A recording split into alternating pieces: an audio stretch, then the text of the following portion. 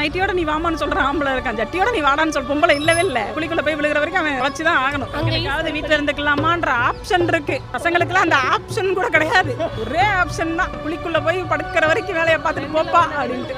ஆபீஸோட டென்ஷன்ல வந்து உட்கார்ந்துருப்பாங்க.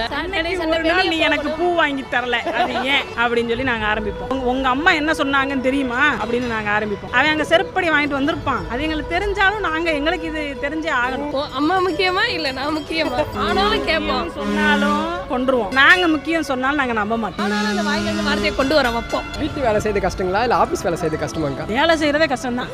அந்த ஒரு பொண்ணு ரீல்ஸ் போட்டுருந்துச்சு, நான் வேலைக்கு போயே தீர்வேன் அப்படின்னு போயிட்டு அடுத்து உட்காந்து இப்படி வெங்காயம் உரிச்சுக்கிட்டு நான் ஏன் வேலைக்கு போகணும் அப்படின்னு சொல்லி போட்டிருக்கோம்ல.